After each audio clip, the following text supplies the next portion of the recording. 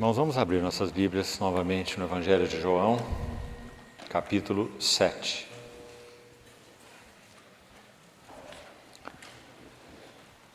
João, capítulo 7, vamos ler os 18 primeiros versos que constituem uma seção definida dentro desse capítulo todo, de 53 versículos.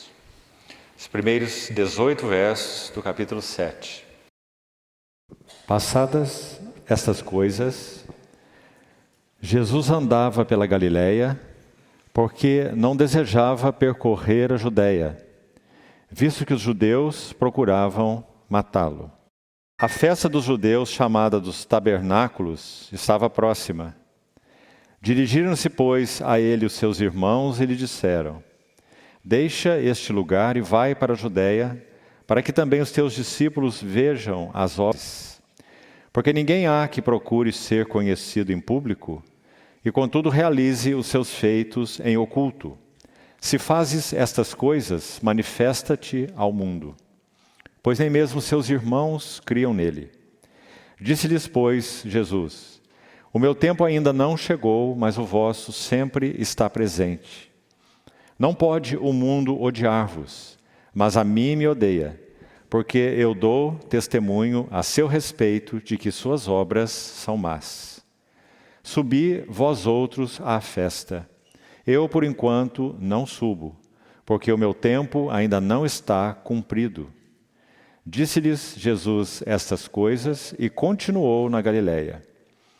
Mas depois que seus irmãos subiram para a festa, então subiu ele também, não publicamente, mas em oculto.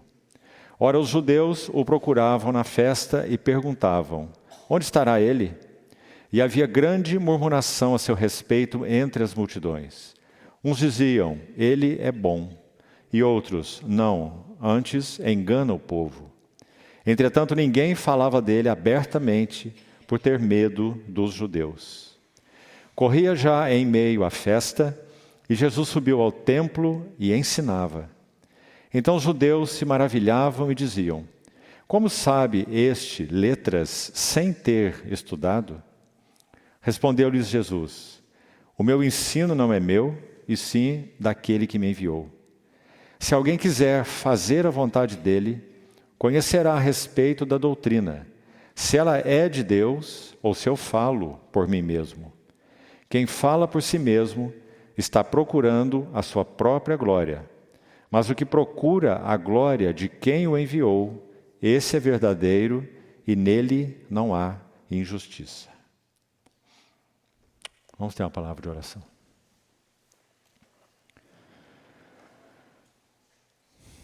Amado Pai Celestial, como somos agradecidos por nos reunir nessa noite com Tua palavra aberta aos pés de Teu Filho, confiantes na iluminação do Teu Santo Espírito para revelar-nos as Escrituras. Muito obrigado por esse santo privilégio, Senhor. Te pedimos que o Senhor possa ocupar o Teu lugar no meio de nós, de tal forma que Tua presença seja tocada, sentida, Tuas palavras recebidas e frutifiquem no nosso coração para Ti mesmo. Confiamo-nos a Ti e Te pedimos cobertura sobre esse tempo de comunhão na Tua palavra. Assim oramos, no precioso nome do Teu Filho, nosso Senhor Jesus. Amém. Queridos irmãos, que capítulo precioso nós temos diante de nós. Na reunião da semana passada já fizemos um exame panorâmico, mais amplo desse capítulo, e vimos que não só ele é um capítulo longo, mas ele é um capítulo rico, extremamente importante, porque nós estamos aqui iniciando os 6 últimos meses do ministério do nosso Senhor Jesus.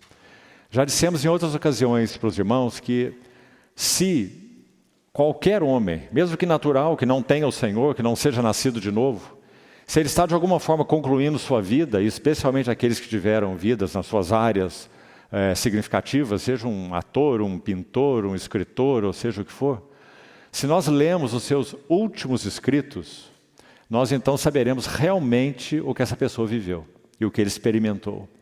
E às vezes a história é muito negra, muito terrível, não é?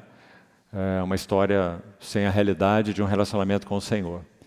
Quando nós olhamos para a vida do Senhor Jesus, obviamente no aspecto santo, como Ele o é, um santo com S maiúsculo, é isso que também vemos. Aqui nosso Senhor Jesus está vivendo, repetindo, seus últimos 6 meses, a oposição contra Ele está extremamente acirrada. Na reunião da semana passada já destacamos, lemos vários versos que mostravam a ira dos judeus contra Ele. Literalmente, eles queriam exterminá-lo, matá-lo, por mais de um motivo. Primeiro porque eles tinham ciúmes de o povo estar, de alguma maneira, recebendo os benefícios da vida do Senhor. Acho que seria muito forte nós dizermos que o povo estava crendo nele. Porque muitas vezes essa palavra crendo, como é usada aqui neste evangelho e em outros também, significa dando um assentimento intelectual.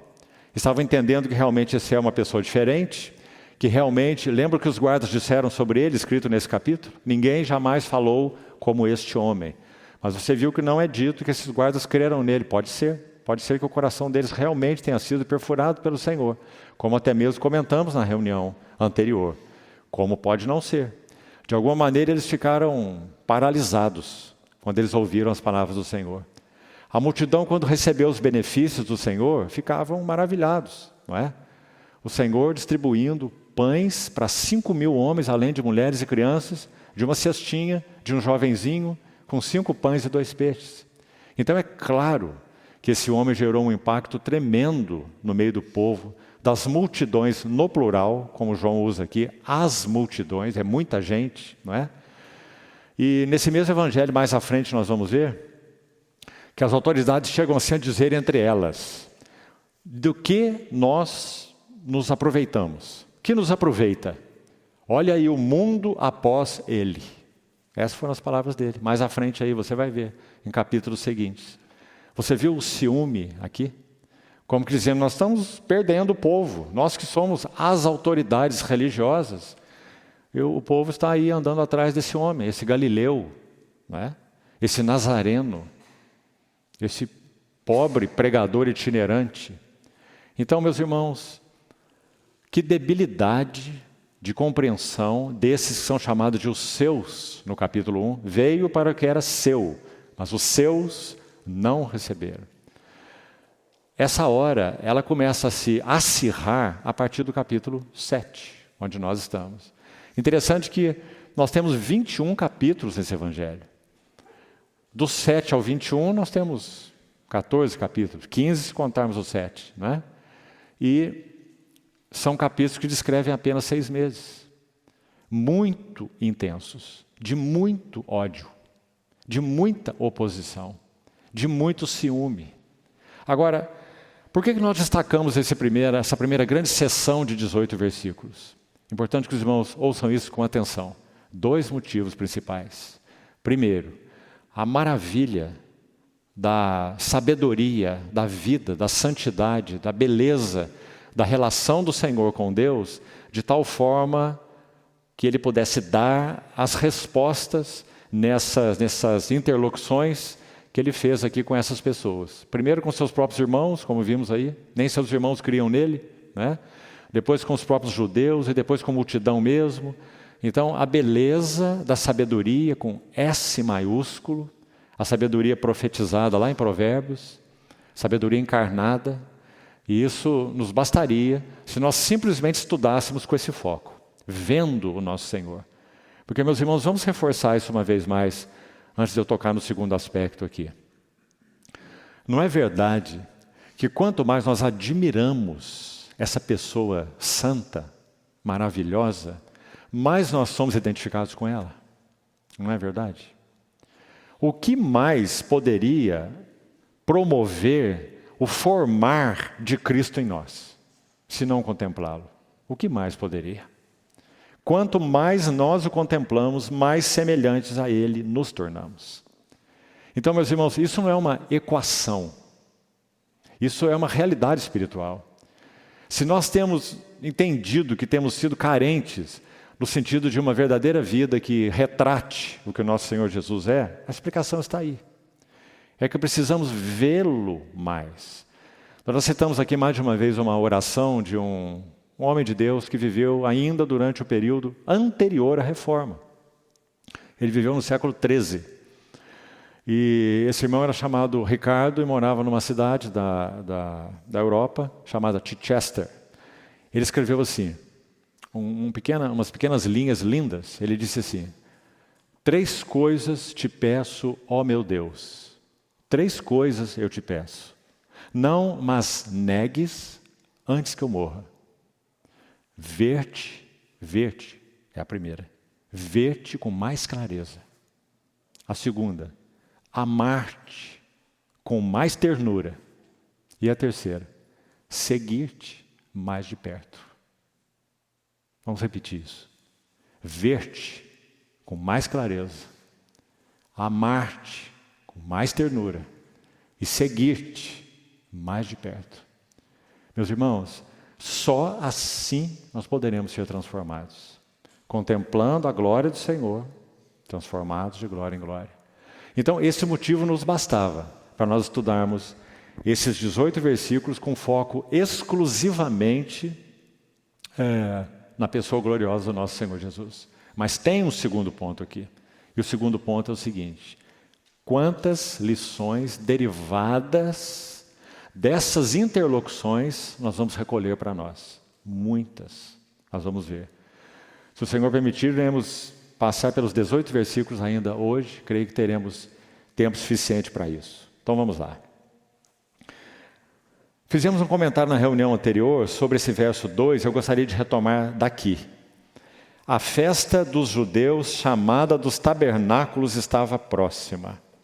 Selecionei aqui uma pequena linha de uma descrição importante, porque é de Joséfo. Os irmãos sabem que Joséfo foi um historiador judeu, não cristão, que viveu na época de Jesus. Segundo a história, ele nunca foi um cristão, ele nunca creu no Senhor Jesus, simplesmente um judeu, historiador, contemporâneo de Jesus, que na sua obra registra o nome de Jesus como um profeta que surgiu, essa era a visão dele, né? Um profeta que surgiu em Israel, no seu tempo, ele é contemporâneo do Senhor.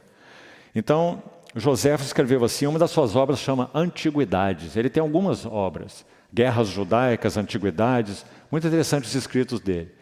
E o que ele diz sobre a festa dos tabernáculos? Escute aí. Ele escreveu assim: a festa dos tabernáculos, aqui, registrada aqui em João, ela caiu na mesma época em que era celebrada pelos hebreus como a mais santa e importante festa. Os irmãos se lembram que na semana anterior falamos sobre isso? Entre Páscoa, Pentecostes e Tabernáculos, que são as 3 principais das 7 festas que eram celebradas pelo povo de Israel, segundo a ordenação de Deus, 7 festas, as principais, Páscoa, Pentecostes e Tabernáculos, a mais, expressão dele, santa e importante festa, era a festa dos tabernáculos, por mais de um motivo. Alguns dias antes, 4, 5 dias antes, da celebração da festa dos tabernáculos, onde eles iam para as cabanas, comendo as ervas amargas, relembrando o tempo de escravidão no Egito, a peregrinação no deserto, tudo isso já comentamos na reunião anterior. Quando eles faziam isso, na festa dos tabernáculos, já tinham celebrado a festa da expiação, ou o dia da expiação, um dia. Os irmãos se lembram o que acontecia no dia da expiação? Poucos dias antes dessa grandiosa festa, a principal, a festa dos tabernáculos, o sumo sacerdote entrava no Santo dos Santos, representando todo o povo, e o povo todo atento do lado de fora para ver o que ia acontecer, se afinal de contas o Senhor ia aceitar aquele sacrifício, se era adequado, se ele estava adequadamente paramentado, tudo tipificando Cristo, o sumo sacerdote, tudo. Desde a sua mitra até as campainhas que estavam nas horas das suas vestes, tudo falava de Cristo. Aliás, na sua mitra estava escrito santidade ao Senhor.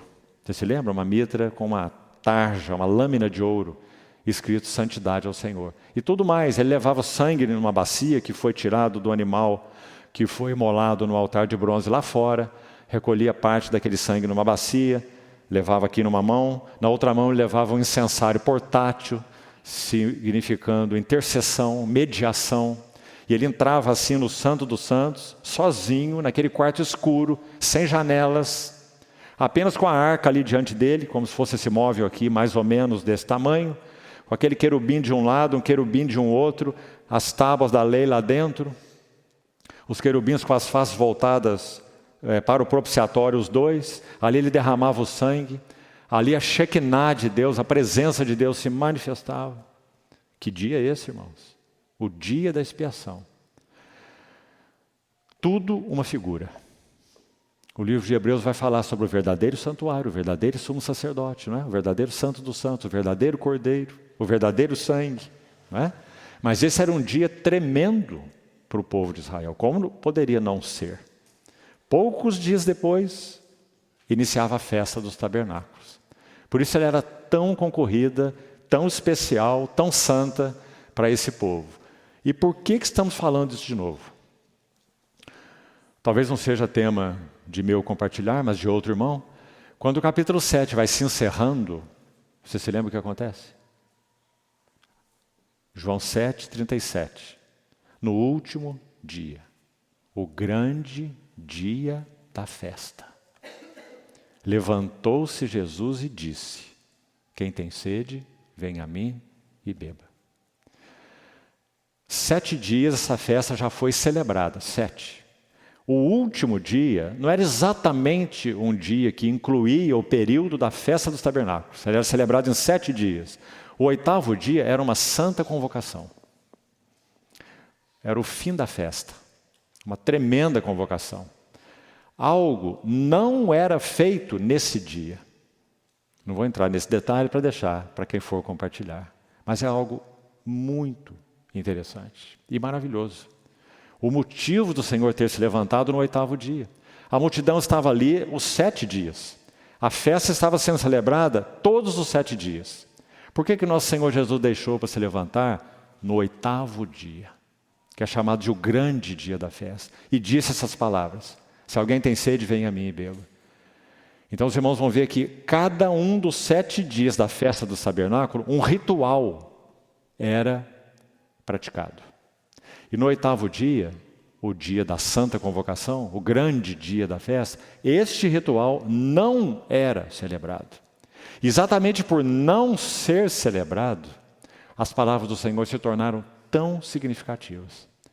Porque, digamos, ele ocupa o lugar daquilo que estava sendo celebrado e que não seria celebrado no 8º dia, não é? Terminaria no 7º, e ele se coloca no lugar, ele se coloca como sendo a realidade espiritual daquilo que cada dia da festa estava sendo celebrado. Então vou deixar você com o gostinho aí disso, mas não vou te dizer o que é. Mas é muito, muito maravilhoso. Nosso Senhor terá guardado esse dia e ter se levantado nesse dia com essas palavras. Vamos seguir então. Verso 3 desse capítulo. Vamos fazer uma pequena sessão aqui, dos versos 3 até o verso 9. Dirigiam-se, pois, a ele os seus irmãos e lhe disseram: deixe esse lugar e vai para a Judéia, centro do culto, centro da religião, Jerusalém, capital da província da Judéia. O Senhor ia sair do norte, Galiléia, viria para o sul, Judéia, vai para a Judéia, vai para Jerusalém, né? Para que você se manifeste, então, e os outros possam ver quem você é, ver as suas obras. Interessante eles dizerem isso, porque no verso 5 vai dizer: nem mesmo seus irmãos criam nele, não é? Então você vê que eles não estão dizendo, eles não estão crendo no Senhor, entendendo que Ele é o Messias e dizendo: vai então se manifestar para o povo, você é o Messias, nós sabemos que você é o Messias. Não é isso que eles estão dizendo, pelo contrário. Eles estão dizendo: você é o que é, então por que você está aqui como que escondido? Vai se manifestar. Agora, meus irmãos, olha aqui um detalhe. Se, por um lado, seus irmãos, no verso 3, eles dizem assim, repetindo: deixe esse lugar, ousadia deles, né? Vai para a Judéia, para que também os teus discípulos vejam as obras que fazes. Olha a conclusão deles ainda, verso 4. Porque ninguém há que procure ser conhecido em público e, contudo, realize os seus feitos em oculto. Se fazes essas coisas, manifesta-te ao mundo. Bom, primeira nota aqui, importante, em função do que o Senhor vai dizer para eles, como o Senhor vai responder. Primeira coisa eles estão dizendo assim: suba, chame a atenção de todos para você e lidere. Porque o Messias, vamos tentar parafrasear o que os irmãos dele estão pensando. O Messias que nós entendemos, que nós aguardamos, que é aguardado pelo povo judeu, não é um Messias que vai ficar oculto. É um Messias que vai se manifestar, vai fazer maravilhas, vai convencer a todos e vai liderar o povo dele para uma grande insurreição contra a dominação romana. Então, suba, chame atenção para você e lidere essa insurreição. Os irmãos veem a mentalidade deles? Agora, olha um erro tremendo que eles cometem aqui na interpretação deles a respeito de Jesus. Verso 4, veja. Ninguém há que procure ser conhecido em público. Quem disse que Jesus procurava ser conhecido em público? Por que eles chegaram a essa conclusão? Deixa eu mostrar para os irmãos alguns versos. Vamos manusear nossa Bíblia aí. Todos no Evangelho de João. Vamos lá. Olha o capítulo 5, verso 13. Vamos ver se os irmãos deles estão certos quando eles interpretam Jesus, não é, como alguém que queria ser conhecido em público. Capítulo 5, verso 13. A cura do paralítico no tanque de Betesda. Diz assim: mas o que fora curado não sabia quem era esse que o curou, porque Jesus se havia retirado. Por que Jesus se retirou? Porque havia muita gente naquele lugar. Mais um verso, capítulo 6, verso 15. São capítulos já estudados, inclusive. Olha esse verso importante. Imediatamente após a multiplicação dos pães, 6,15. Sabendo, pois, Jesus que estavam para vir com o intuito de arrebatá-lo para o proclamarem rei, retirou-se novamente sozinho para o monte. Isso não contrasta frontalmente com isso que os irmãos deles disseram? Voltando lá no texto. Ninguém há que procure ser conhecido em público e, contudo, realize seus feitos em oculto. Eles estão completamente equivocados. Jesus não é esse, né? Pelo contrário. O capítulo 8, verso 59. Vamos ler mais esse. 8:59. Então pegaram em pedras para atirarem nele, mas Jesus se ocultou e saiu do templo. Mais uma vez, oculto. Capítulo 9, versos 11 e 12. Depois da cura do cego de nascença. Capítulo 9. Final do capítulo, perdão. Não é 9 e 10, não. Vamos para frente aqui, verso 35. Ouvindo Jesus que o tinham expulsado, encontrando-o, lhe perguntou: crês tu no Filho do Homem? E ele respondeu: quem é, Senhor, para que eu nele creia? E Jesus lhe disse: já o tem visto e é o que fala contigo. Então afirmou ele: creio, Senhor, e o adorou. Prosseguiu Jesus: eu vim a este mundo para o juízo, a fim de que os não veem vejam, e os que veem se tornem cegos. Alguns deles, os fariseus, estavam perto dele e perguntaram: acaso também nós somos cegos? Ele disse: se fosseis cegos, não teríeis pecado algum. Mas porque vós dizeis, nós vemos, subsiste o vosso pecado. O Senhor Jesus cura esse homem e se retira imediatamente. Quando esse homem é expulso da sinagoga, esse que fora cego, o Senhor vai encontrá-lo. Sai de o lugar onde ele esteve, depois que curou esse homem, não ficou em público, não ficou exposto, os fariseus nem conseguiam encontrá-lo para interrogá-lo, né? Mas ele vai ao encontro do cego, do ex-cego, depois que o cego é expulso da sinagoga. Olha o capítulo 10, verso 39 ainda. Nesse ponto procuravam outra vez prendê-lo, mas ele se livrou das suas mãos. Verso 40. Novamente se retirou para além do Jordão, para o lugar onde João batizava no princípio, e ali permaneceu. Veja, novamente se retirou para além do Jordão. E finalmente um último verso. Quando chegarmos nesse capítulo 11, iremos comentar isso com mais detalhes, mas veja que passagem interessante também. Capítulo 11, verso 53. Desde aquele dia resolveram matá-lo. Quantas vezes já lemos isso, não é? De sorte que Jesus já não andava publicamente entre os judeus, mas retirou-se, veja, uma vez mais, para uma região vizinha ao deserto. O deserto aqui é o deserto da Judéia. Ficava a 30 quilômetros de Jerusalém, ao norte, essa cidade chamada Efraim. Está vendo aí? Logo em seguida. Para uma cidade chamada Efraim. E ali permaneceu com os discípulos. Aqui nós estamos, meus irmãos, aqui nós vamos entrar na última semana da vida de Jesus. E esse aqui, nessa cidadezinha chamada Efraim, no deserto da Judéia, um vilarejo, Jesus fez seu último retiro. Último retiro. Antes de ir para Jerusalém, passando em Betânia primeiro, caminhando para Jerusalém, passa em Betânia, é servido por Maria, Marta, Lázaro, nessa ceia, ungido por Maria, e essa história maravilhosa que nós já conhecemos.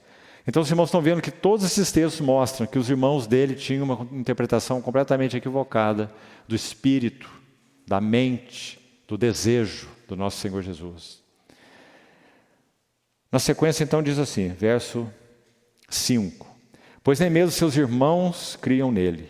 Disse-lhes, pois, Jesus, o meu tempo ainda não chegou, mas o vosso sempre está presente. Aparentemente, essas palavras podem soar um pouco enigmáticas, mas o que o Senhor está dizendo é o seguinte. Primeiro, ele compreende exatamente qual é o tempo e o modo do seu Pai. Ou seja, a hora, como João usa essa expressão. Ainda não é chegada a minha hora. E ao final, João 17, última vez que essa palavra é usada por ele, na oração sacerdotal, versículo 1. Pai, é chegada a hora. Então isso é muito claro para o Senhor, a leitura dessa hora. Então quando ele diz assim, o meu tempo ainda não chegou, sua hora ainda não era chegada. Mas por que ele diz o vosso sempre está presente? A ideia aqui é a seguinte, irmãos. Ele está dizendo para esses seus irmãos que o que os esperava, eles, seus irmãos, não era perseguição, não era ódio, não era oposição. O tempo deles sempre estaria presente. Mas o tempo do Senhor era um tempo designado, que para que se cumprisse, ele iria passar por toda essa perseguição, por todo esse ódio, por todo esse tempo de Deus, não apenas o aspecto aqui da perseguição e do ódio dos judeus, mas o tempo de Deus, quando finalmente ele entregaria voluntariamente sua vida. Então ele faz esse contraste. Meu tempo ainda não é. Minha hora não é agora. E o vosso tempo sempre está presente. Para vocês não tem problema nenhum. Para vocês não tem cruz à frente. Não tem perseguição. Não tem oposição. Então por isso ele diz, vosso tempo sempre está presente. Olha como o verso 7 nos ajuda a entender essa expressão do Senhor. Olha lá. Não pode o mundo odiar-vos. A quem? Aos irmãos dele. Está vendo? Ele está dizendo, vocês vão viver a vida, vão seguir com a vida de vocês. Não tem nada, não tem cruz à frente para vocês. O mundo não vai odiar vocês, porque o mundo não pode odiar vocês. Palavras fortes do Senhor. O Senhor está dizendo que eles e o mundo estavam vivendo em paz. Mas o Senhor e o mundo não estavam em paz. Né? Veja como ele prossegue. Mas a mim, verso 7, me odeia. A mim me odeia. Porque eu dou testemunho a seu respeito, a respeito do mundo, de que suas obras são más.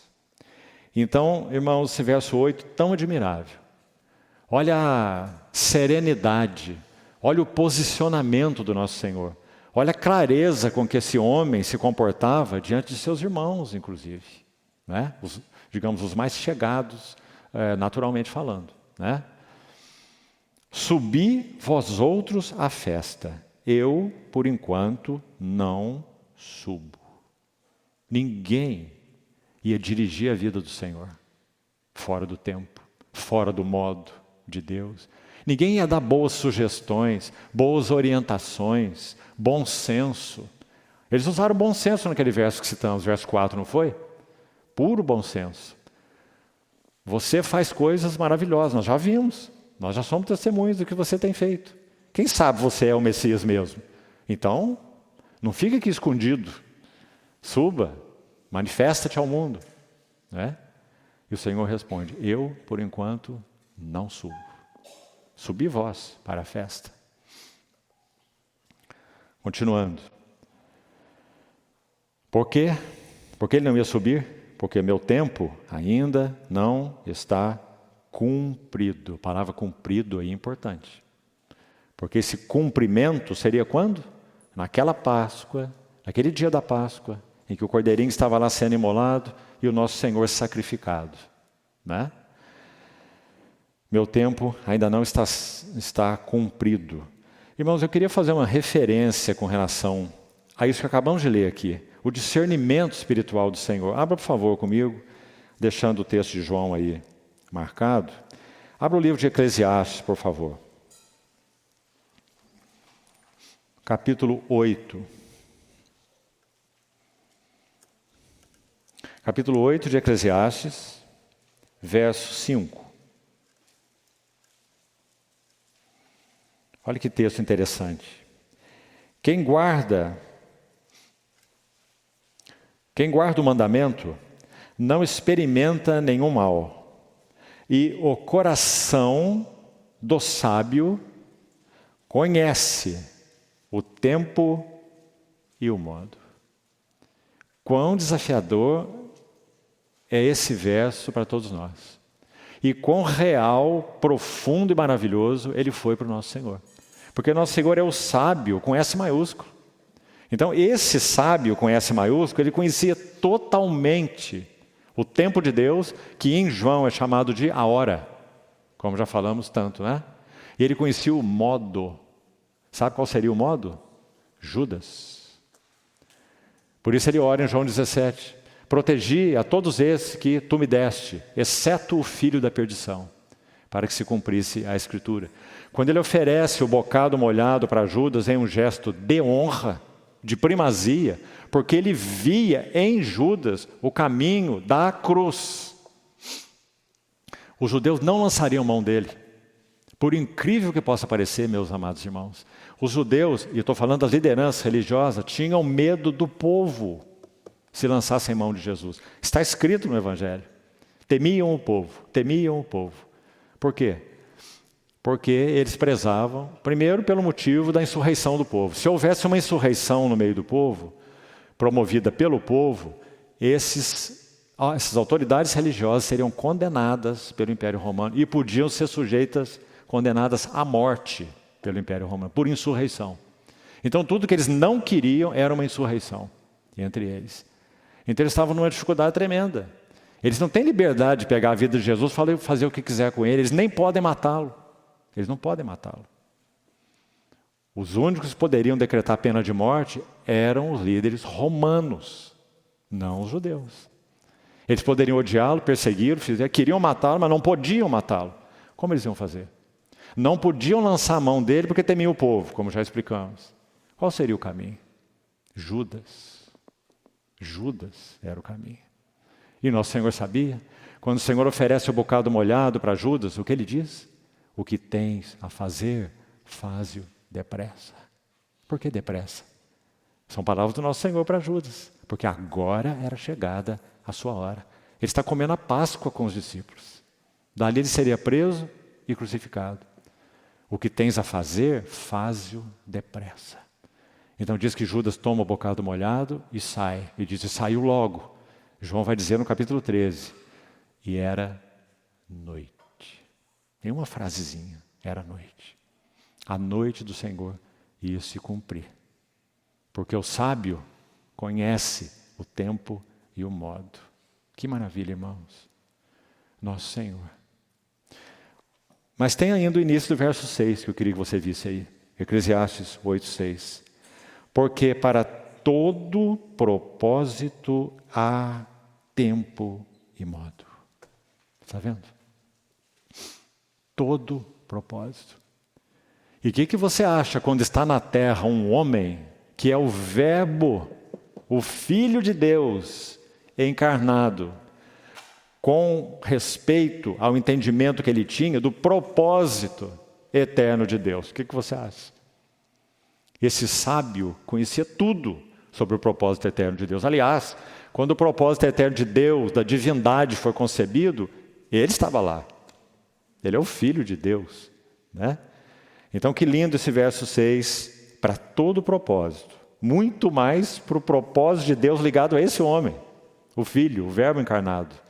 Para todo propósito há tempo e modo. Por isso ele diz: subi vós, eu por enquanto não subo. Mas sabe o que é interessante, voltando já lá para o texto de João 7? É dito assim. Verso 9, disse-lhe Jesus essas coisas e continuou na Galileia.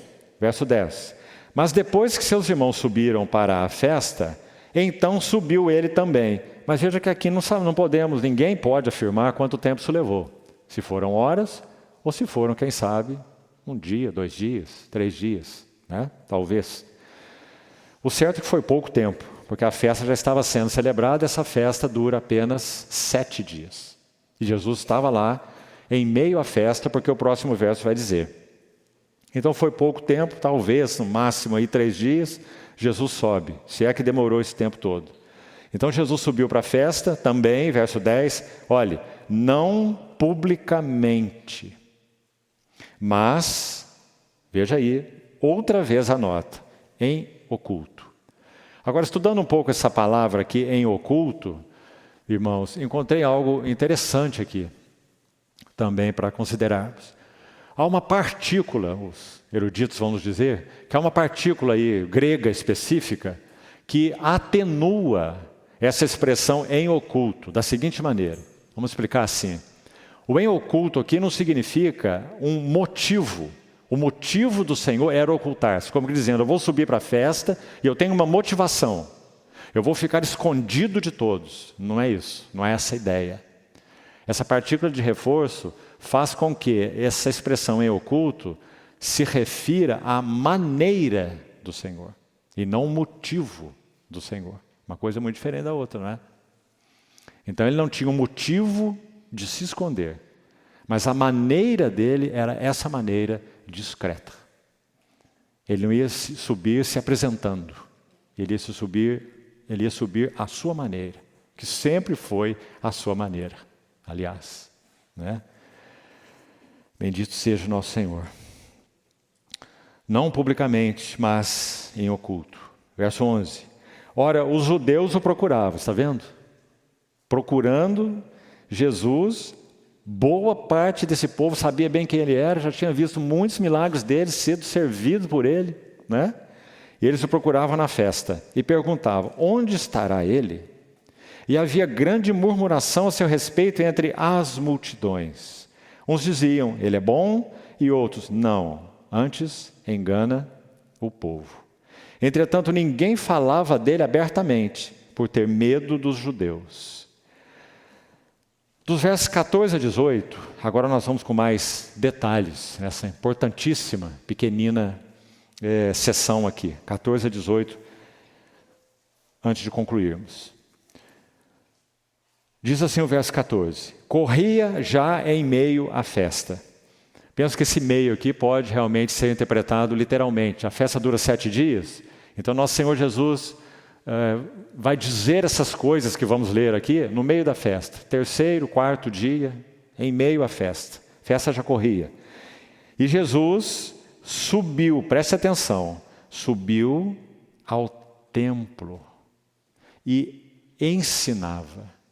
Meus irmãos, nessa pequena sessão, de 14 a 18, esse verso 14 é importantíssimo. Sabe por quê? Jesus está subindo ao centro do ensino da religião judaica.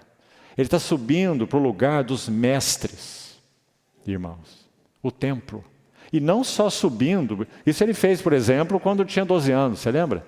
Que ele ficou lá no templo conversando com doutores, né? Agora, a próxima palavra diz que ele não só subiu ao templo, mas ele ensinava. Ou seja, o Senhor Jesus está fazendo um movimento drástico aqui. Ele está indo para o templo como mestre, ensinando. E as autoridades religiosas estavam lá. Então os irmãos imaginam o que acontece daqui para frente. Acirra-se o ódio, acirra-se a perseguição, porque ele assume a posição que é dele. Você se lembra que no lava-pés em João 13, que ele diz assim para os seus discípulos: vós me chamais o mestre, lembra? E o Senhor, e dizeis bem, porque eu sou. Só que ele nunca buscou esse lugar de apresentar-se assim para o povo, até aqui, nunca. Então esse aqui é um movimento específico nessa hora, porque o sábio conhece o tempo e o modo. Então agora é a hora dele subir ao templo, agora é a hora dele ensinar, e é a hora dele assumir a posição de o mestre, que é o que ele é, com M maiúsculo. Então, importantíssimo movimento, esse aí. Então vamos lá, ver as consequências. Olha como é precioso. Primeiro então, guarde aí, Jesus assume uma posição central. Vou repetir, coisa que até aqui ele nunca fez, em nenhuma ocasião, mas agora sim, porque ele é quem é. E por que, meus irmãos? Cada um daqueles que o ouviram, especialmente as autoridades, chamado aqui de os judeus, os da Judéia, esse termo aqui se refere sempre a esses escolásticos da época. Eles teriam que ouvir as palavras desse mestre de Deus, o Filho de Deus, o Verbo encarnado, a sabedoria, porque por estas palavras, ou eles seriam salvos, ou eles seriam julgados. Você se lembra, inclusive, que o nosso Senhor falou isso? Ele disse: eu não vim ao mundo para julgar o mundo, eu vim ao mundo para salvá-lo. E os que ouvem a minha palavra serão julgados pela palavra que estão ouvindo. A atitude deles diante da palavra que estão ouvindo. Essa palavra os julgará, o Senhor disse, no último dia. Então é isso que ele está fazendo aqui. Então vamos lá ver o que acontece. Verso 15. Então os judeus se maravilhavam e diziam. Cuidado com a palavra maravilhavam. Porque talvez numa leitura mais superficial, pode nos dar a entender que os judeus estavam aí recebendo o Senhor, né? Crendo nele, estão maravilhados, né? Que coisa extraordinária. Essa não é a ideia dessa palavra. A ideia é que esses escolásticos aí, chamados de os judeus, as autoridades, eles estavam estupefatos. E por que eles estavam estupefatos, assombrados? Vamos ver o motivo. Diziam assim: como sabe este letras, sem ter estudado? Irmãos, como abrimos essa noite no ensino da palavra? Só de olharmos as características que são expostas na pessoa maravilhosa do nosso Senhor, já é preciosíssimo para nós. Podíamos ir embora com essa contemplação, né? Olhe bem, os judeus se maravilhavam e diziam: como sabe este letras, sem ter estudado? Deixa eu explicar bem isso aqui. Primeiro, essa palavra letras, deixa eu mostrar para você a ideia dela em outros versos, antes de explicar, para ficar mais claro. Olha em Atos capítulo 26, como que ela acontece. Abra lá, por favor. Atos 26 é uma expressão que foi dita a Paulo, o apóstolo. Atos 26, quando Paulo está na presença do rei Agripa. Atos 26, 24.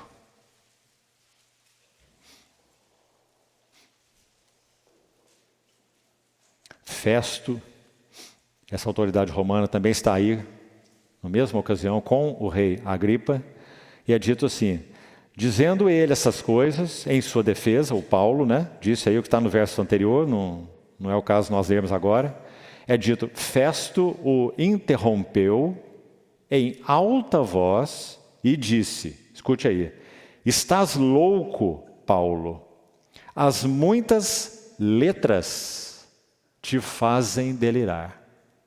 Essa palavra letras é a mesma que ocorreu lá em João. Ela significa simplesmente alguém que é um erudito. Especificamente, a palavra no plural, letra aí, é gramata.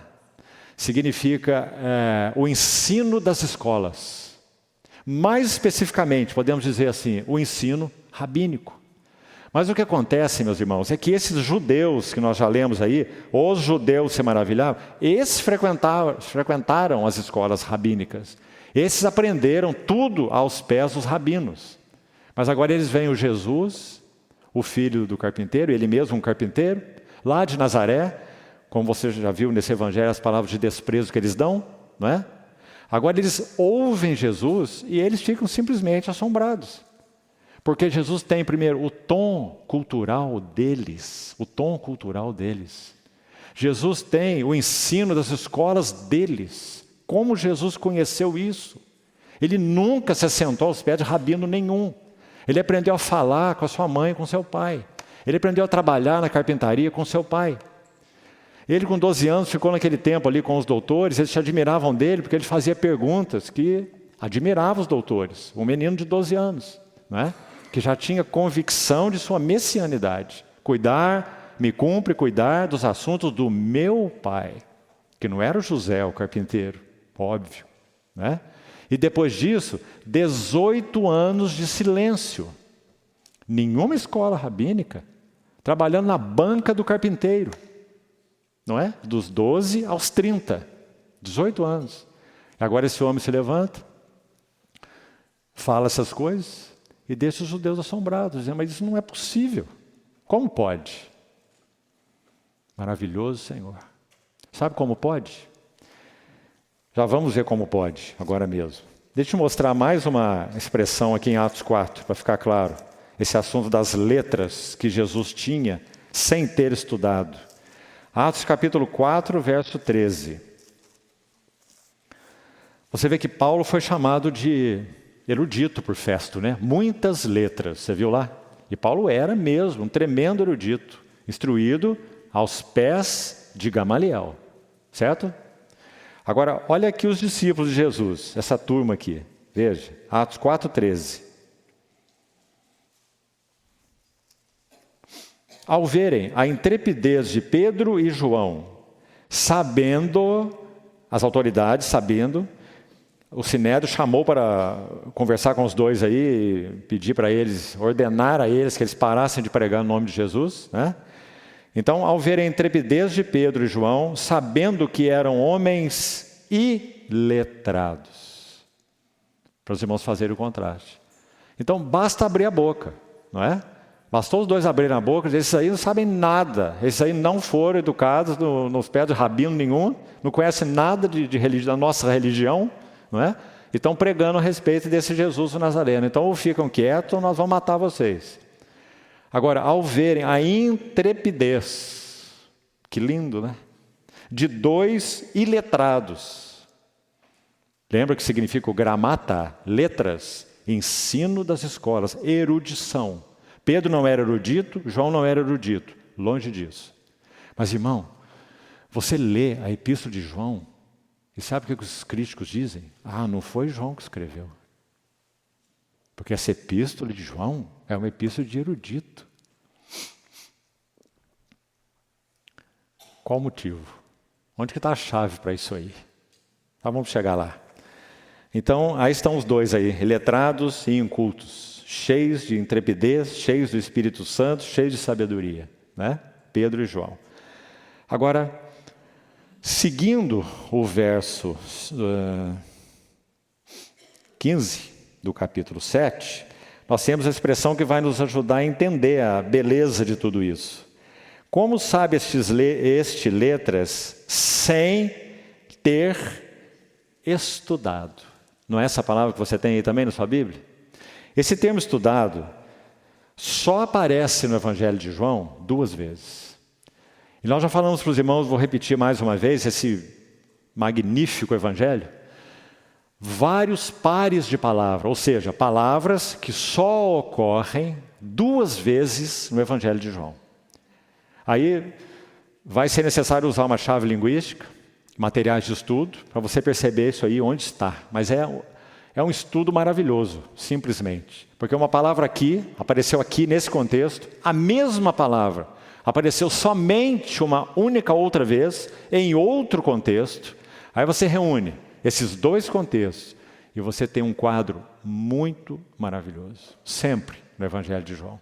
Por isso o Evangelho de João é essa pintura divina. Aqui está uma dessas palavras, estudado, só aparece 2 vezes. Então vamos juntá-la e vamos ver o quadro, para você ver como é lindo isso. Então uma está aqui. Como sabe este letras sem ter estudado, ela aparece no capítulo 6, verso 45, que diz assim. Jesus está falando com os judeus, de novo, já estudamos esse texto, né? Os judeus murmuram, e são autoridades judaicas, o Senhor está falando com eles, e ele vai dizer assim, capítulo 6, verso 45, está escrito nos profetas, olhe, e serão todos ensinados por Deus. Foi uma promessa que o Senhor fez para aqueles que eram dele, na sua aliança, respondessem a eles, né? Respondessem a ele. Presta atenção no final agora do verso 45. Muita atenção. Portanto, por causa dessa promessa, serão todos o quê? Ensinados. Por quem? Pelos rabinos? Pelos doutores? Por Deus. Então é dito, portanto, todo aquele. Se por um lado serão todos ensinados por Deus, somente aquele que da parte do Pai tem ouvido e aprendido, esse vem a mim. Então aqui está, meus irmãos, o segredo de Jesus ter as letras que deixaram as autoridades eclesiásticas estupefatas e não sabiam de onde isso veio. O verso 45 do capítulo 6 está respondendo. O Senhor Jesus aprendeu de quem? Ouviu quem? Aquele que da parte do Pai tem ouvido. Esse foi ele. Isaías 50, vamos lembrar, verso 4. O Senhor Deus, Jeová, Yahvé, me deu língua de eruditos, para que eu saiba dizer boa palavra alcançado. Ele me desperta todas as manhãs.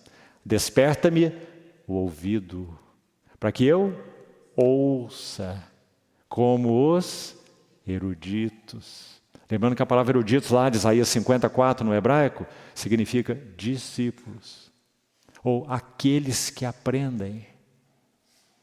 E é um cântico do servo, um dos cânticos do servo de Isaías, se refere ao nosso Senhor Jesus. De quem que ele aprendeu? Obviamente, do seu Pai. Quem é que ele ouvia diuturnamente? Seu Pai. Aquele que da parte do Pai tem ouvido. Esse é ele. E aprendido, aí está a palavrinha, aprendido. É a mesma palavra grega que foi traduzida no capítulo 7, verso 15, como estudado. A mesmíssima. Então o Senhor Jesus, meus irmãos, estudou aos pés do seu Pai. Ele estudou ouvindo seu Pai. Os seus ouvidos nunca, em um segundo sequer, deixaram de ouvir o seu Pai. Salmo 16, que Pedro cita em Atos 2. Primeira mensagem da história da igreja no Pentecostes. O Senhor, eu o tenho posto continuamente diante de mim. Num domingo anterior aí nós comentamos esse salmo maravilhoso, não é? Eu tenho posto Yahvé continuamente, olha essa palavra continuamente, diante de mim. Por isso, ele é aquele que ouviu e aprendeu do seu Pai. Então você viu o quadro? Uma menção aqui, outra ali, e a menção do verso 45 do capítulo 6 explica no capítulo 7, verso 15. Como sabe essas letras? Ele ouviu e aprendeu do seu Pai. Vamos seguir, irmos terminando. Agora nós temos um trio de respostas, 16, 17 e 18. 3 versos finais, que são também muito impressionantes.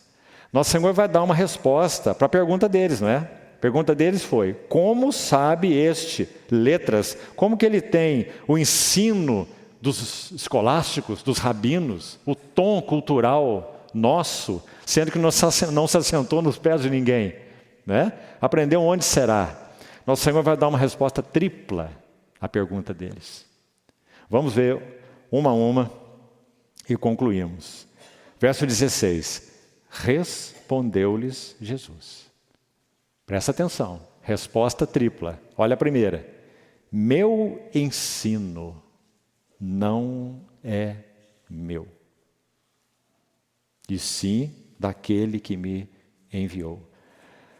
Nós já reforçamos isso, e creio que você já tenha percebido, que essa palavra enviou ou enviado no Evangelho de João é muito importante. Os outros evangelistas não têm essa força de ênfase que João tem, nenhum deles, nenhum dos 3 sinóticos. A força que João tem. João tem uma predileção por essa palavra enviado se aplicando ao Senhor Jesus. Por quê? Porque a ênfase de João é descrever o Senhor Jesus como sendo Deus. E se ele é Deus, ele não foi criado, obviamente, né? O Filho de Deus, ele foi enviado. Então, nosso Senhor Jesus aqui está respondendo a pergunta deles. Como ele pode saber letras se ele não estudou? Resposta. Meu ensino não é meu. Meu ensino é daquele que me enviou. Eu sou aquele que da parte do Pai tem ouvido e aprendido ou estudado, né? Primeira parte da resposta, muito preciosa. Meu ensino não é meu. Irmãos, isso não nos fala muito. Quando nós estamos uns com os outros, quando nós estamos compartilhando a palavra, quando nós estamos aconselhando uns aos outros, será que podemos dizer isso? Lembra que falamos no início que esse texto nos serve maravilhosamente não só para admirarmos o nosso Senhor Jesus, mas para aprendermos dele, não só para admirarmos, mas aprendermos dele. Será que quando nós falamos com nossas esposas, nós podemos dizer isso? Será? Ou será que nós somos os homens do bom senso, como falei, né? Ou podemos dizer, não, isso que eu estou te dizendo não é meu, isso que eu estou te dizendo é do Senhor. Quando nos tocamos, quando nos aconselhamos, quando nos pastoreamos, nos cuidamos, que importante, não é, irmão? Porque o cristianismo atual está encharcado de autoajuda, que não serve para nada, nada. Meu ensino não é meu. Primeira parte da resposta. Mas é daquele que me enviou. O que isso significa? Uma absoluta identificação. Palavras dele são palavras de Deus. E isso, irmãos, é claro, é singular a respeito do nosso Senhor Jesus. Não é? Nenhum homem, quem quer que seja, poderia dizer que tudo o que ele fala é da parte de Deus. Ninguém. Só o Senhor. Nenhum homem poderia dizer todo o meu ensino, absolutamente, 100% é de Deus. Se fosse assim, ele seria a verdade absoluta, né? Mas o nosso Senhor Jesus, sim, ele pôde dizer. E quanto nós o admiramos por isso, porque ouvi-lo é ouvir o Deus eterno. Receber as palavras dele é receber as palavras do Deus eterno. As palavras que eu vos tenho dito são espírito e são vida. Salmo 119 tem um verso assim: para sempre, ó Senhor, está firmada a tua palavra no céu. Olha que lindo verso. Nosso Senhor Jesus, quando o verbo se faz carne, o que ele está fazendo? À luz desse verso, ele está trazendo as palavras do céu, vivas, puras, eternas, para a terra. Os homens nunca viram isso da boca de ninguém, só dele. Não é, irmãos? Que palavras. Então, esse meu ensino não é meu, é simplesmente maravilhoso. Na boca desse homem, nosso Senhor Jesus. Absoluta identificação. Mas não terminou. Olha o verso 17. Vamos lá com cuidado esse verso também.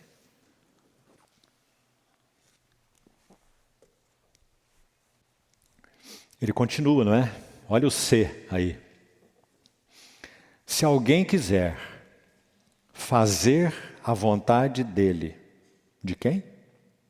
Daquele que me enviou, não é? Meu Pai. Se alguém quiser fazer a vontade dele, vontade de Deus, conhecerá a respeito do ensino, da doutrina, se ela é de Deus ou se eu falo por mim mesmo. Segunda etapa da resposta tripla que o nosso Senhor Jesus vai dar para a pergunta: como sabe este letras sem ter estudado? Primeiro, parafraseando nosso Senhor, com reverência, as palavras que eu falo, eu as trouxe da eternidade, eu as trouxe do céu, eu as trouxe do coração do Deus eterno, porque eu e Ele somos um. Meu ensino não é meu. Segundo, se alguém quiser fazer a vontade dEle, conhecerá. Vamos parar aqui um pouquinho.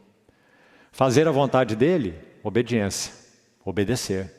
Conhecerá, conhecimento espiritual. Essa palavra é de Deus ou não é de Deus? Paulo diz em Coríntios 2, nosso irmão nos lembrou, inclusive, esse maravilhoso texto na abertura, né? 1 Coríntios 2.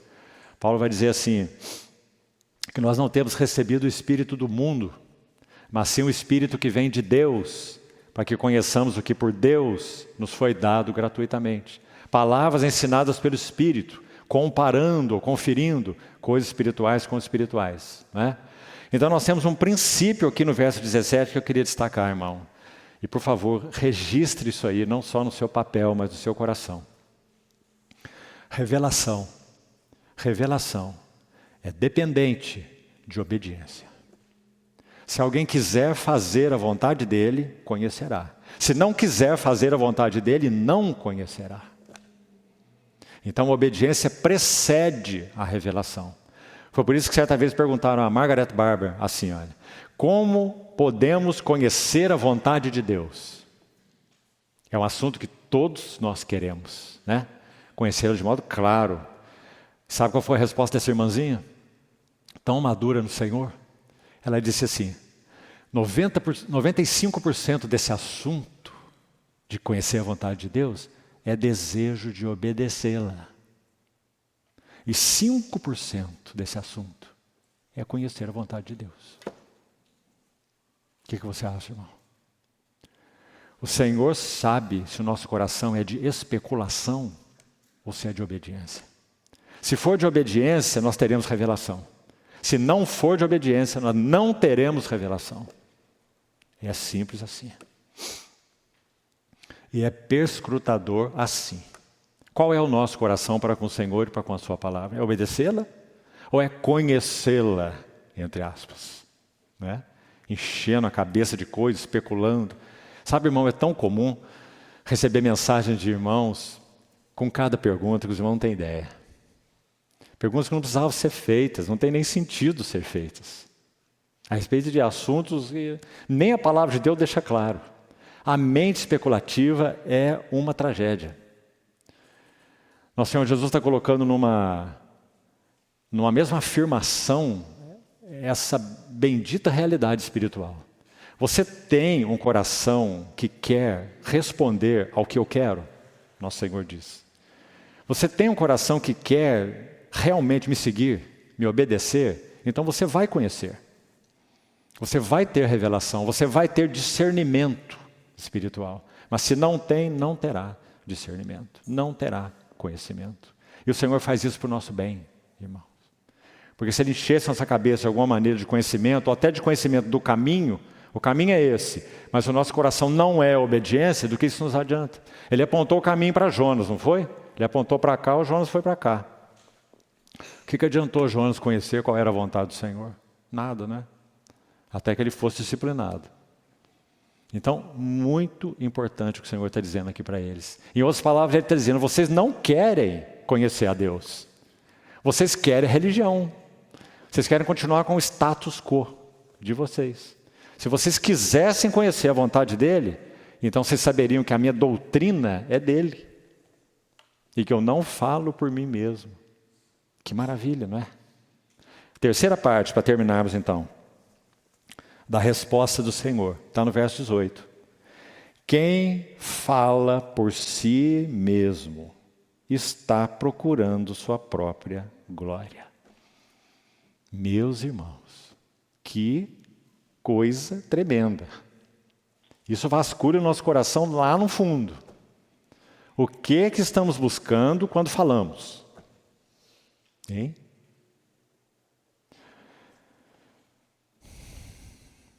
Mas, o verso termina assim, o que procura, busca ativamente a glória de quem o enviou. Olha o enviou de novo aí, está vendo? Como João força essa palavra, como ela é linda, doce nos lábios de João. Para João, o Senhor Jesus é o enviado, o verbo enviado da parte de Deus. Então, aquele que busca ativamente a glória de quem o enviou, esse é verdadeiro. E nele não há injustiça. Sabe o que vamos fazer agora? Com a ajuda do Senhor, para concluir, vamos dar um título para cada uma dessas fases das respostas do Senhor. Você viu uma resposta tripla, não é? No verso 16, meu ensino não é meu, o Senhor está falando que a identificação dele com seu Pai é absoluta. Então aí, primeiro, absoluta identificação, certo? Por isso ele sabe as letras que ele sabia. Segundo, verso 17, o Senhor faz uma forte crítica. E já explicamos. Ele está dizendo, vocês não querem realmente conhecer a Deus e nem obedecê-lo. Por isso vocês não identificam que o meu ensino não é meu. Se vocês o conhecessem e quisessem obedecê-lo, vocês saberiam que o meu ensino é dele, não é meu. Então, uma forte crítica no verso 17. E sabe o que ele faz no 18? Para completar a sua resposta, uma forte reprovação. Olha lá, de novo. Quem fala por si mesmo está procurando sua própria glória. A quem que ele está se referindo? Às autoridades judaicas. Os judeus, ele está falando com eles, não é? Agora deixa eu mostrar algo para você aqui. Nessa linha aí do verso 18. Capítulo 5, por favor, abra comigo. Capítulo 5, verso 43. Também já passamos por esse texto.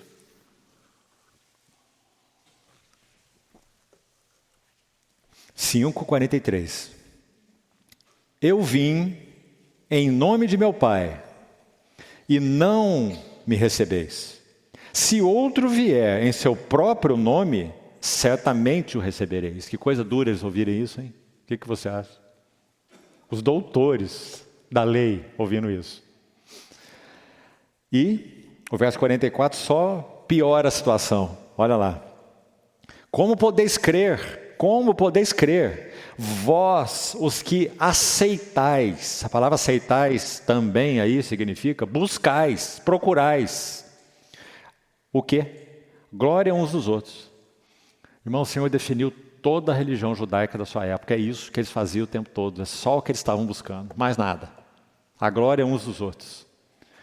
E contudo, não buscais, não procurais a glória que vem do Deus único. Como Cristo. Cristo é aquele que buscava a glória que vem do Deus único, né? Então, ainda, capítulo 8, verso 50. Já estamos concluindo. Queria muito reforçar esse verso 18 com esses versículos aí. Essa questão de quem fala por si mesmo está buscando sua própria glória. João 8, 50.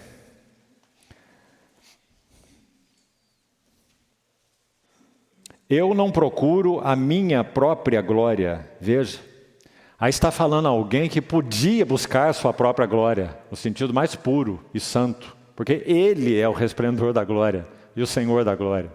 Eu não procuro minha própria glória. Há quem a busque e julgue. Quem? Seu Pai.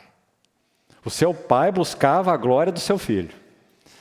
Lembra que ele, em João 12, depois que ele fala sobre o grão de trigo caindo na terra, se não morrer, fica só. Ele diz assim, A minha alma está angustiada diante dessa hora. E que direi eu? Pai, salva-me dessa hora? Aí ele mesmo responde. Ele diz, mas precisamente para essa hora eu vim. Aí ele diz assim, Pai, glorifica teu nome. Olha isso. Aí então é dito assim, e então se ouviu uma voz do céu. Eu já o glorifiquei e ainda o glorificarei. Olha que maravilhoso, não é? Então, aí está, mais um verso nos ajudando nesse sentido da glória aí. O capítulo 12, já citei esse verso, acabei de citar. Eu já o glorifiquei e ainda o glorificarei. E finalmente no capítulo 17 de João, não precisamos abrir lá, também já citei algumas vezes, nosso Senhor vai dizer, Pai, é chegada a hora, glorifica o teu Filho, para que o Filho te glorifique a ti. Olha que linda essa expressão do Senhor aí também.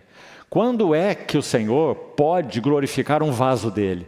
Seja aí quem for, um vaso do Senhor. Quando é que o Senhor pode glorificar um vaso dele? Quando a intenção, a motivação desse vaso é glorificar aquele que o chamou. Aquele que o enviou, para usar as palavras do Senhor. Então essa oração é justa. A oração do nosso Senhor. Me glorifica, Pai, para que eu possa te glorificar. E sabe o que significa glorifica ali, irmão? Tão ampla essa palavra. Ele está dizendo, Pai, me equipa, Pai, me fortalece. Para que então eu possa te glorificar. E ir até o fim. A missão que tu me deste. Glorifica teu Filho, para que o Filho te glorifique a ti. Que lindo, meus irmãos, esse assunto da glória aí tão importante, tão crucial, ele é tão agudo para os nossos corações, porque isso aí é um homem. O homem bebe disso. Glória, glória. Né? Vamos lá, terminar. Eu queria ler uns versos de Paulo, não vou precisar comentar mais, nem vou ter tempo, mas me acompanhe, por favor, vamos concluir. Abra sua Bíblia em 2 Coríntios 11. 2 Coríntios 11, verso 17. 2 Coríntios 11, 17.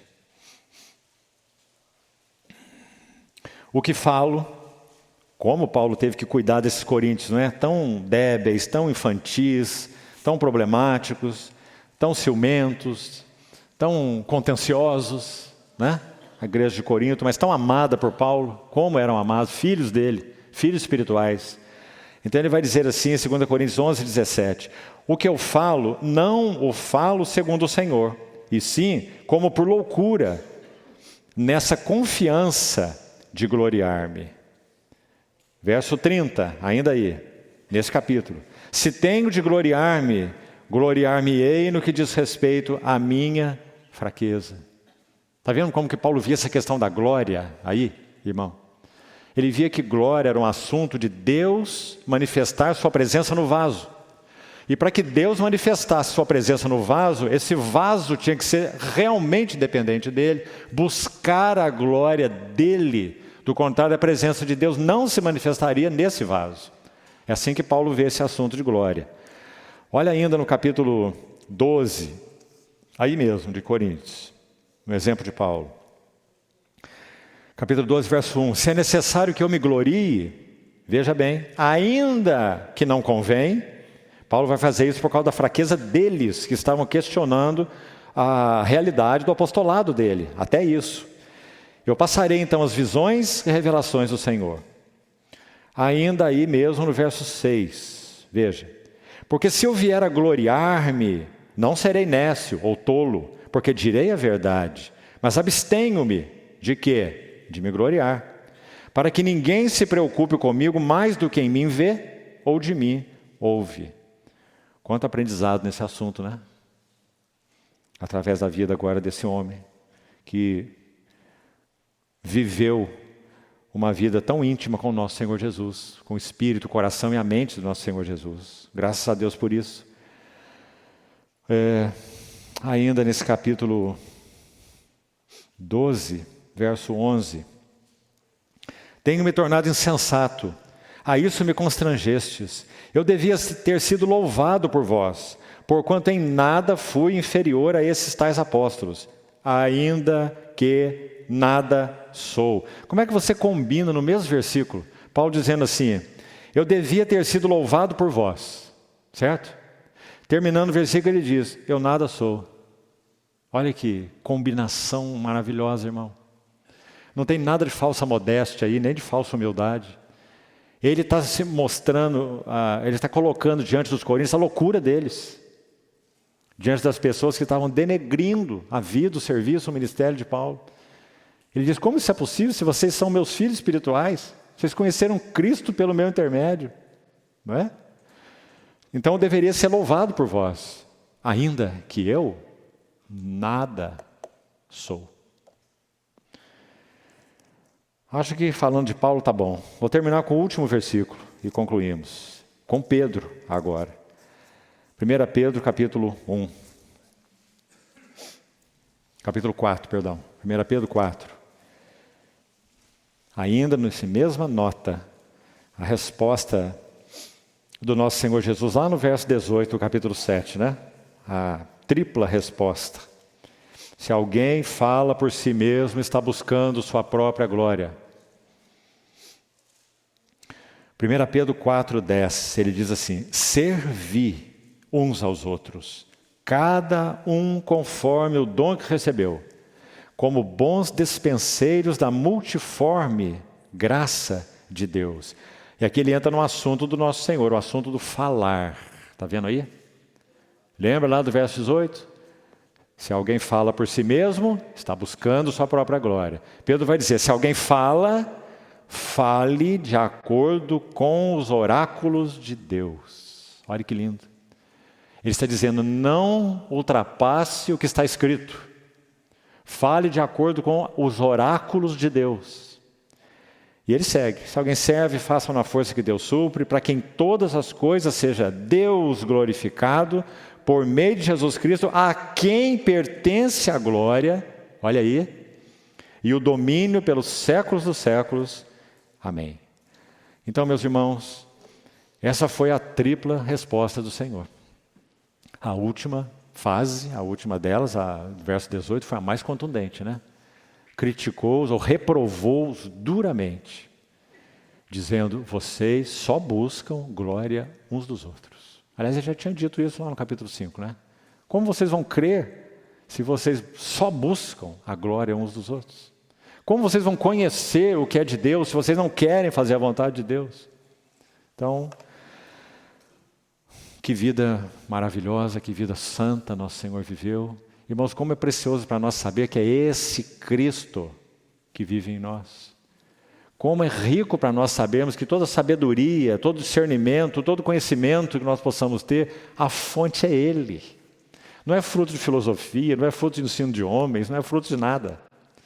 Todo aquele que tem da parte do Pai ouvido e aprendido, esse vem a mim. Queremos ter as palavras vivas do Senhor no nosso coração? Está aí a chave, irmãos. Uma chave dupla, né? Podemos dizer.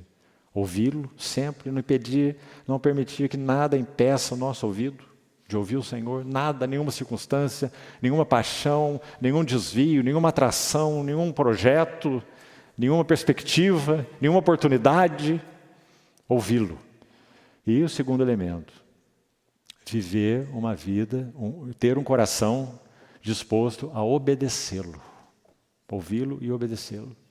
Então aí nós cresceremos no conhecimento da palavra dele, de quem ele é, teremos discernimento espiritual, saberemos nos cuidar, nos aconselhar, nos ajudar, não buscaremos glória para nós mesmos, e nem uns dos outros, nem uns para os outros, não é?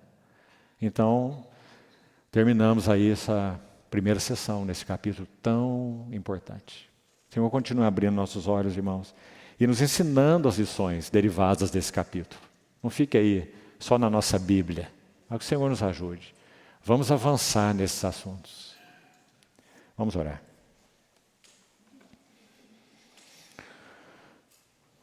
Senhor, como o Senhor é admirável. Ninguém há como Tu. Realmente Tu tens as palavras da vida eterna. E realmente Tu és o Santo de Deus. Ó Senhor, Te suplicamos que todo o nosso coração, com todas as suas afeições, sejam realmente centradas e focadas em Ti, Senhor. Tu és o nosso mestre e não temos nenhum outro mestre.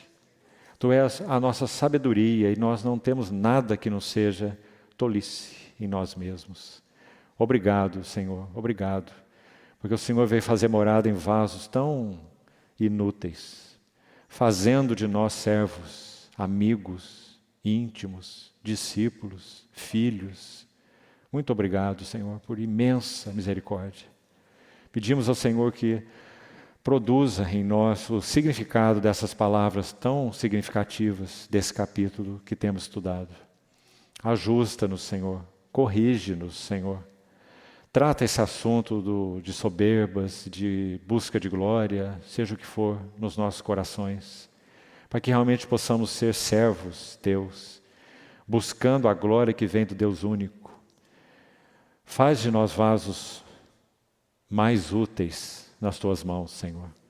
Assim nós Te pedimos, muito agradecidos, porque os nossos olhos podem Te contemplar e podemos ser transformados, vendo a beleza do Senhor.